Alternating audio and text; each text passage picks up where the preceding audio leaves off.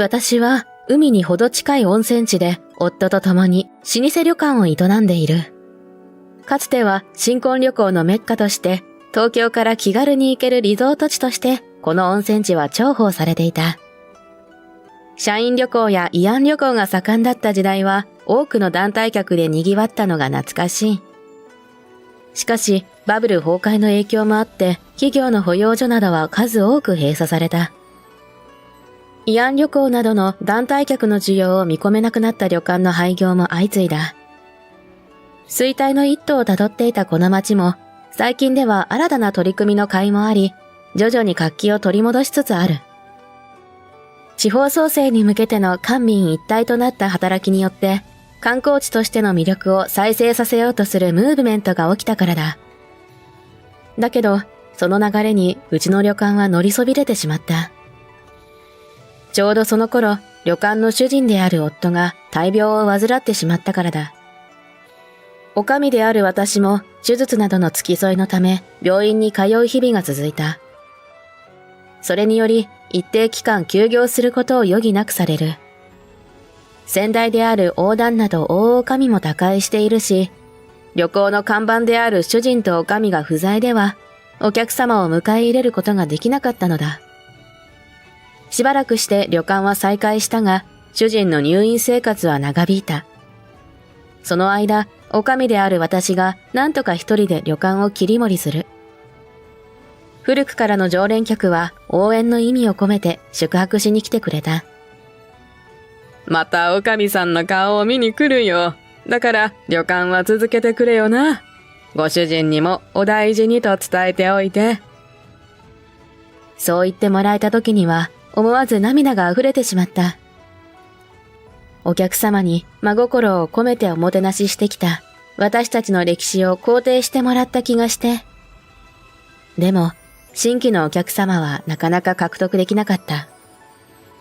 企業の保養所をリノベーションして、スパやエステに力を入れている最新ホテルが若いカップルや女子旅には人気だそうだ。一方で、経済的に余裕のある世代の観光客は、伝統を残しつつバリアフリー化した高級旅館に魅力を感じるらしい。ファミリー層はビジネスホテルライクなバイキング形式で食事を提供する温泉ホテルが気軽に泊まりやすいそうで、うちみたいな老舗旅館はなかなか客室稼働率を上げられなかった。街全体も V 字回復を見せ、観光客も増えつつあるというのにもどかしい。うちの旅館の経営状態は大幅に改善することは叶わなかった。私の力不足、この言葉に尽きる。リノベーションする費用を賄うほどには旅館としての胆力がなく、今後も融資を認められそうにない。いち早く街の改革に乗り出した団体やホテル、旅館などへの融資で手一杯だ、と断られてしまった。うちの旅館は今年中にも倒産せざるを得ないのではないかというほど追い込まれている。お客様の前では笑顔でいることを心がけているけれど、旅館を離れるとついため息が漏れてしまう。買い物中も無意識に暗い顔をしていたようで、知り合いに肩を叩かれて慌てて口角を上げる。そんな暗い気持ちで買い出しから帰宅すると、旅館の玄関前に少女が一人で立っていた。小学校低学年くらいに見える。お嬢ちゃん、一人？どうしたの？迷子になったのかと心配になって声をかけた。色素の薄い綺麗な瞳をして、目鼻立ちがはっきりした美少女だった。日本語がわからないのかもしれない。Are you okay？ 私の言葉に反応して、少女が私の顔を見つめた。大丈夫。元気よく返事した。日本語ができるのか。でも、英語もわかるのね。お父さんやお母さんは？私がそう聞いたとき、少女の顔が曇った。失敗したかしら。お父さんやお母さんを亡くされているお子さんだっているのに、私としたことが配慮に欠けていた。実は、ママがここにいるの。少女がそう言うので驚いた。うちの数少ない仲居は独身ばかりで心当たりがなかったから。エミリー、勝手に行っちゃダメって言ったでしょ。すると、一人の女性が息を切らしながらやってきて、少女に向かって行った。駅から歩くと少し坂道を上がったところにあるうちの旅館。60代くらいに見えるその女性は、早足で来たらしく疲れた様子を見せている。すぐ後ろから男性も歩いてきた。どうぞ、中でお休みください。旅館の1階は広くはないが、エントランスロビーになっており、休めるベンチも置いてあるため、私はそう声をかけお通しする。改めて、当館の女将だと自己紹介した。少女はうちの旅館の看板を見つけて勝手に走り出してしまったらしい。それを追いかけてきたのだから息を切らしてしまうのも無理はない。少女はエミリーちゃんで、ご夫婦は篠塚さんと名乗った。実は私、以前こちらでお世話になっていた篠塚亜希の母です。女性から懐かしい名前が出て驚いた。篠塚亜希さんとは、以前仲居として住み込みで働いていた女性だ。では、このご夫婦は亜希ちゃんのご両親ということか。もしかして、この少女は、エミリーは亜希の娘なんですよ。私の頭の中にある疑問を払拭するように、亜希ちゃんのお母様、ふさよさんがそう教えてくれる。エミリーはアメリカに住んでいるんですけど、スクールの長期休暇中で日本に滞在しているんです。事情は分かったけど、肝心の亜希ちゃんは都合で来れなかったのかな。会いたかったな。亜希は3年前に亡くなってしまって。ふさよさんの沈んだ声を聞いて言葉を失った。お世話になったお礼をしに、いずれこちらへ伺いたいと生前言っていたものですから。娘さんを失った悲しみはいつまでも言えないだろうけど、思い出を振り返れるくらいには幾分落ち着いてきたのかもしれない。ママがここにいるんでしょ？エミリーちゃんは日本語を上手に話しているけど、母国語が英語なのかもしれない。過去形のいたと現在のいるの区別がついていないのだろう。エミリーちゃん、ママはここで働いていたんだよ。私の言葉に彼女は嬉しそうに笑った。ママを感じられる場所に行きたいというものですから、こちらに伺いまして。お忙しいでしょうから、すぐおいとまします。ふさよさんは遠慮がちに言う。大丈夫ですよ。今日は平日ですし、恥ずかしながら、この通り、閑古鳥が鳴いています。そう。今日ももうすぐチェックイン時間だというのに、空室が目立っていた。ご都合がよろしければ、ご宿泊も可能ですが、お引き止めするのも悪いかしらと迷いつつ、このままお別れするのも寂しい気がして、つい提案してしまった。エミリー、温泉に入ったことない。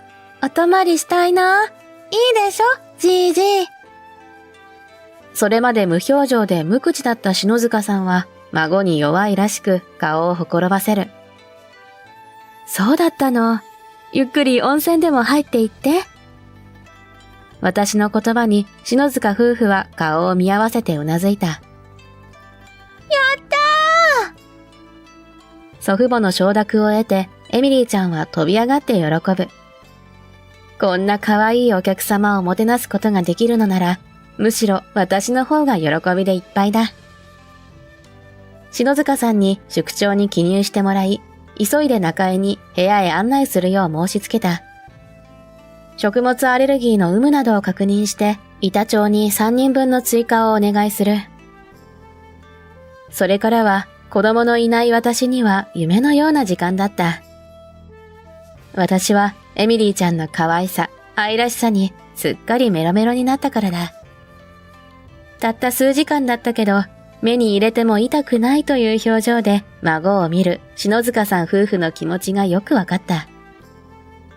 古いアルバムを引っ張り出し、あきちゃんの写真を探し出すと、それらを篠塚さんたちに譲ることにした。あきちゃんの思い出話もたくさんして、大変喜んでくれた篠塚夫婦。彼女は働き者で、爽やかな笑顔がお客様からも人気を集める、うちの旅館の看板娘的な仲居だった。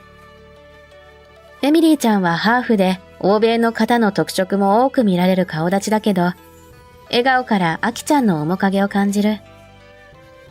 できればもう一度直接あきちゃんに会いたかったな。ここの若旦那さんと若女将には本当によくしてもらったと、あきは感謝していたんですよ。うさよさんの言葉に寂しさで冷えた心が温かさで満たされていく。当時はまだ大旦那も女将も健在で、夫は若旦那、私は若女将だった。あの頃、すでに町全体の観光客は減少傾向にあったけど、うちの旅館の未来はきっと明るいものだと信じていた。私自身も主人が病に倒れてから張り詰めていた心が、束の間ほぐれたような気がした。エミリーちゃんは温泉も満喫したみたいで、篠塚さんたちは満足げに帰っていった。1週間も経つと、エミリーちゃんがもたらしてくれた輝きはとうに失われて、いつもの日常が戻っていた。しかし、朗報もあった。夫の退院が決定したのだ。しばらくは自宅静養をしつつではあるけど、ゆっくりと仕事を開始する予定だ。夫にとってもこの旅館は生きがいだ。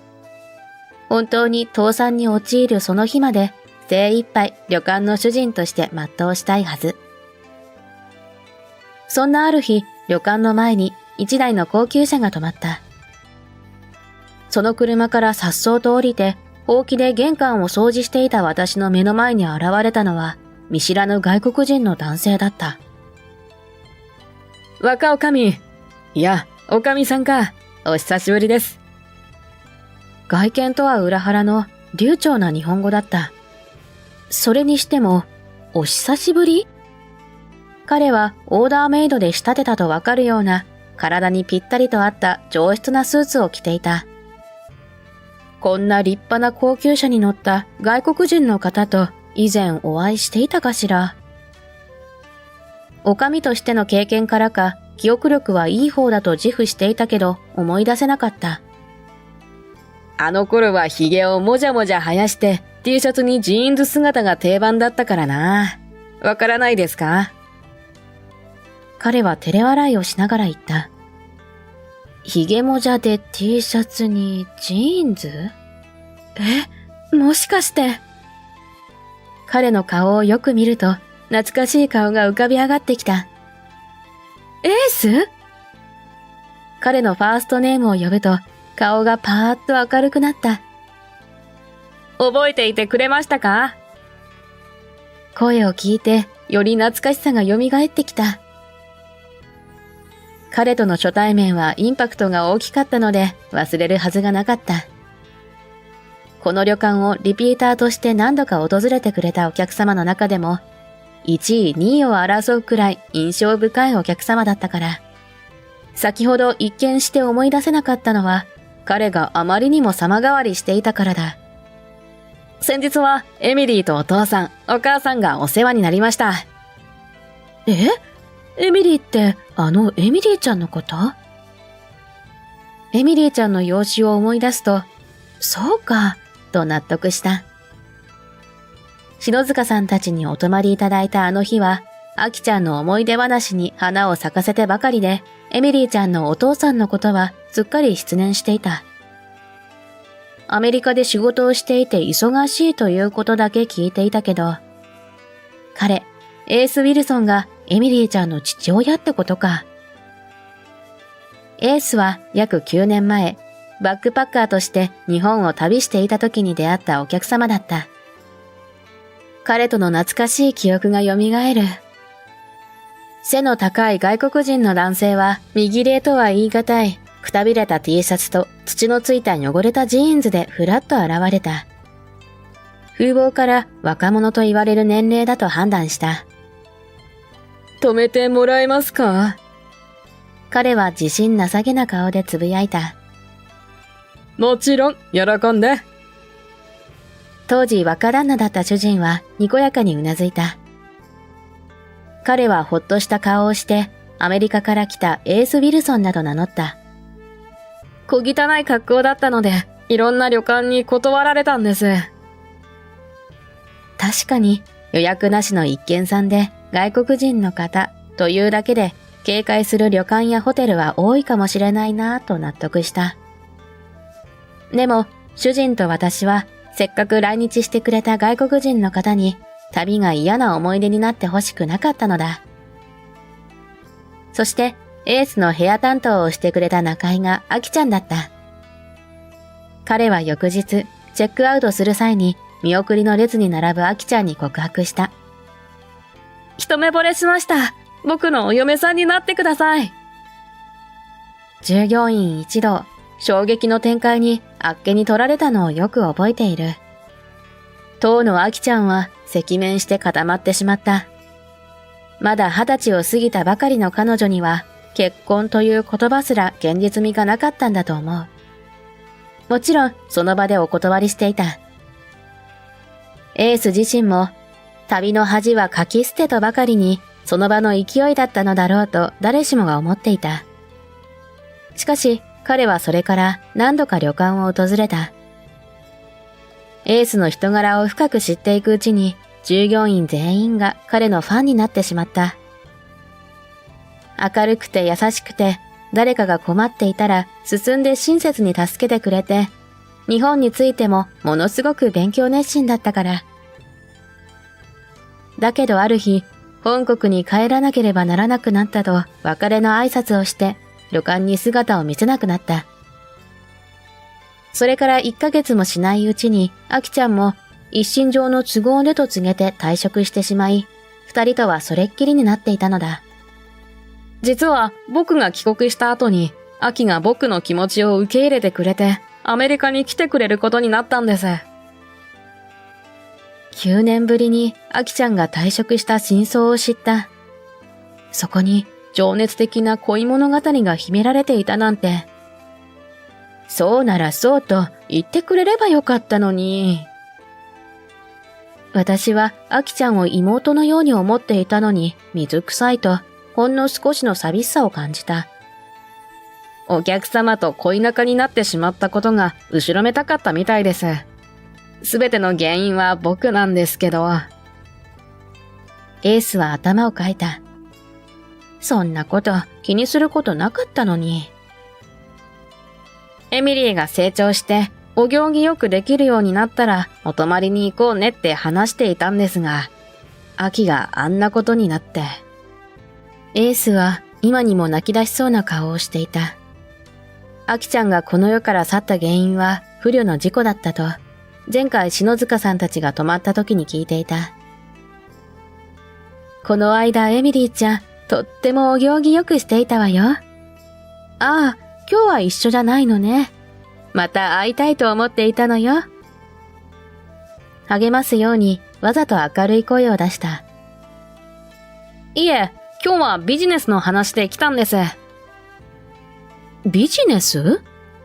どういうことかわけがわからずに戸惑った。あいにく今日は平日の中でも一番集客が落ち込む木曜日でご予約のお客様はいらっしゃらなかった。こんな日に飛び込みのお客様を当てにして料理の仕込みをしても赤字が増すばかり。なので板長をはじめ最低限の従業員以外はお休みを取ってもらって館内の清掃日にしていたのだ。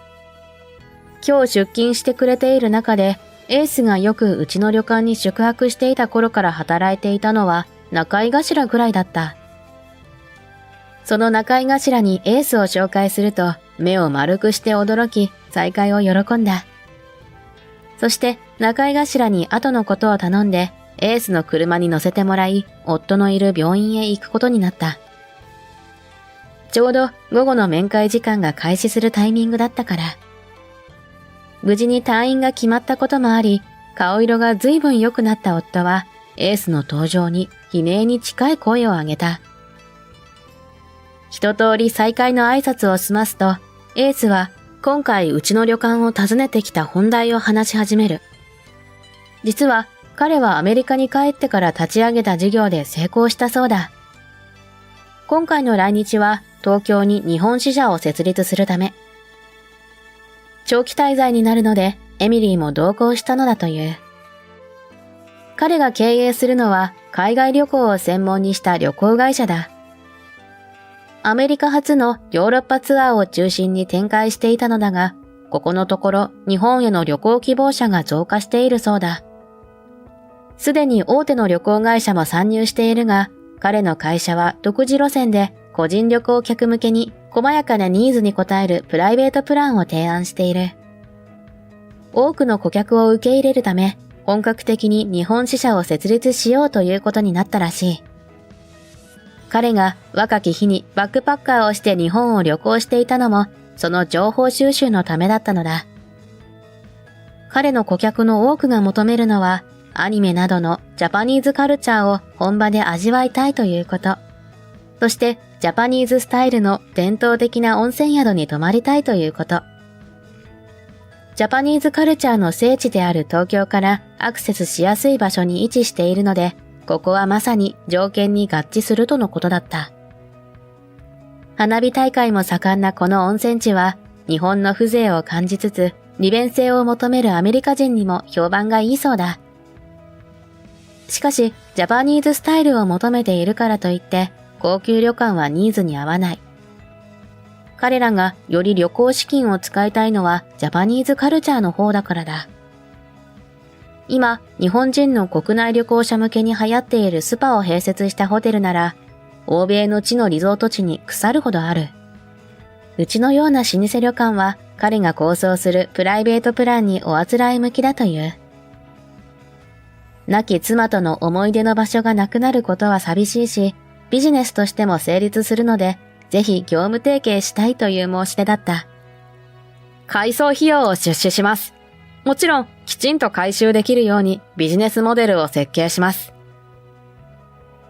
エースからの思いがけない提案に、私も夫も頭の整理が追いつかなかった。数日後、再びエースが高級車で旅館にやってきた。今回はエミリーちゃんも一緒だ。退院した夫と共に出迎えた。エミリーね、大きくなったらおかみさんになる。そう。私たちはエースの申し出を受けて旅館の改装をすることに決めた。古くなった部分を修繕してお客様が利用しづらいと感じる箇所を変更する。もちろん老舗旅館としての風情は残したままジャパニーズスタイルの宿を貫くつもりだ。今日はその打ち合わせだった。再び旅館経営に対して前向きになれた私と夫は、多くのお客様に喜ばれるおもてなしの宿を目指し、新たな一歩を踏み出した。エースと二人三脚。いいえ、三人四脚か。そうじゃないわ。従業員のみんな、常連客の皆さん、地域の皆さん。かつてここで看板娘をしてくれたアキちゃん。